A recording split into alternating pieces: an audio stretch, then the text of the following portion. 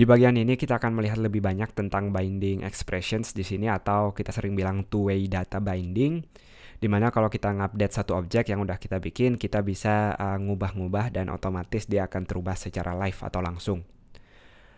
Langsung aja kita mulai. Misalnya saya mau ngubah si nama ini, saya tinggal bikin yang pertama, taruh dia di variabel, saya kasih nama view object misalnya vo. Lalu melalui console log di sini, saya akan ubah dia dengan vo.nama. Saya akan kasih namanya sekarang sekolah coding. Teman-teman perhatiin, secara otomatis template yang ininya bagian namanya dia akan berubah. Tentu ini berlaku hal yang sama kalau kita ngubah umurnya. Di sini kita lihat setiap kita ngubah dia selalu update tanpa mereload halamannya sama sekali. Teman-teman perhatikan lagi, ketika saya update, dia nggak reload halamannya, dia akan mengubahnya secara otomatis. Nah, dengan cara ini tentu kalau kita ngerubah bagian kecil dari website kita, user bakal lebih nggak perlu reload halamannya, jadi user lebih enak ngelihatnya. Tentu kita nggak ngelakuin itu dari console log, tapi bisa berupa metode-metode di sini yang akan kita lihat di bagian-bagian lain. Yang jelas sekedar informasi, teman-teman tahu kalau itu bisa kita ubah. Nah, ada beberapa cara penulisan. Yang pertama, kalau kita naruh tanda bintang di sini, kita reload dulu.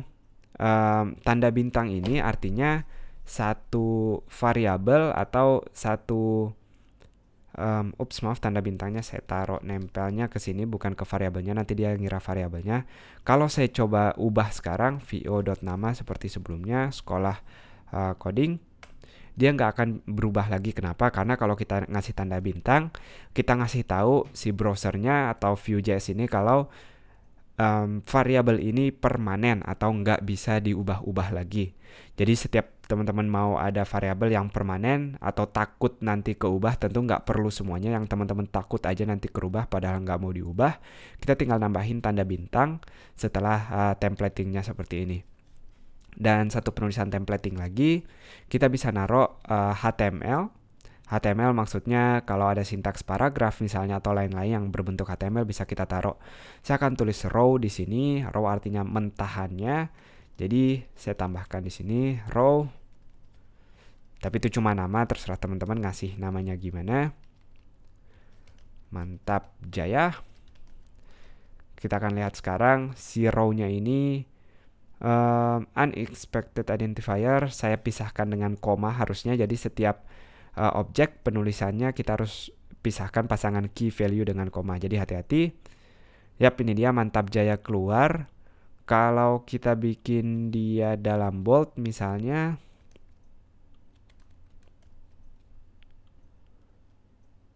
teman-teman lihat dia langsung ke render atau ngeliatin hasil jadi HTML-nya seperti ini.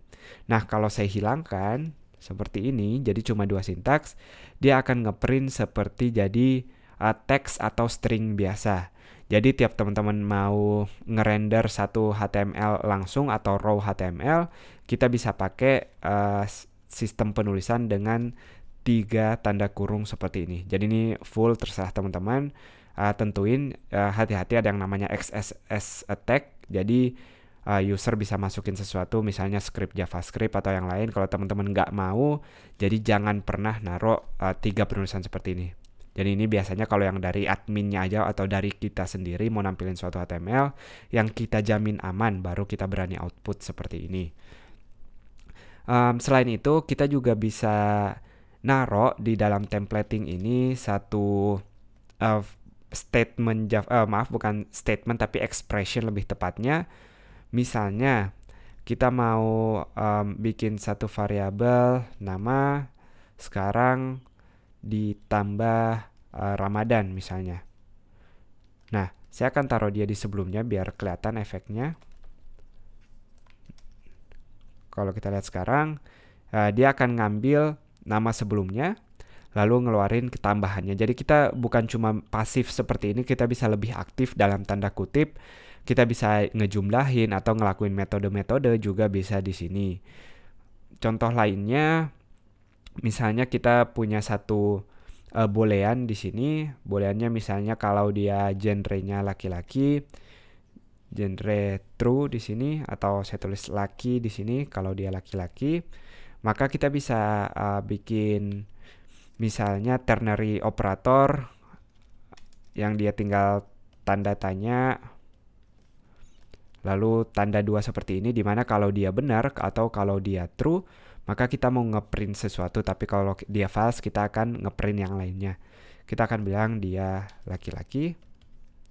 Jadi kalau true nilai dari lakinya ini, maka dia akan ngeprint. Kalau false dia akan nulis dia perempuan. Nah, saya break aja di sini biar nggak ganggu. Kalau kita reload dia muncul dia laki-laki karena laki kita true di sini.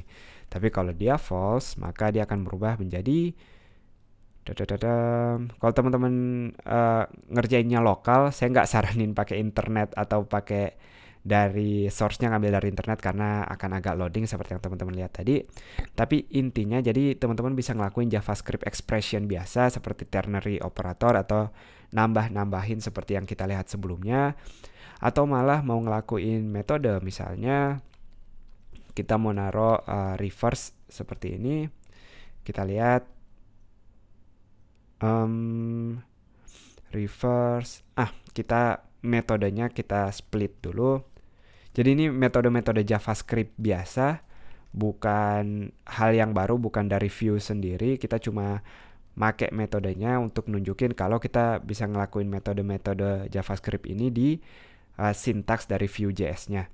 Kita lihat dia ngebalik, intinya ini cuma ngebalik tadi, kita split satu-satu hurufnya, dibalik lalu dibalikin lagi dengan join. Kita bisa ngelakuin metode ini langsung di dalam template-nya. Jadi kalau ada metode simple atau hal-hal yang kecil mau kita lakukan, nggak perlu bikin metode khusus, tapi bisa kita lakukan langsung di dalam sistem templating ini.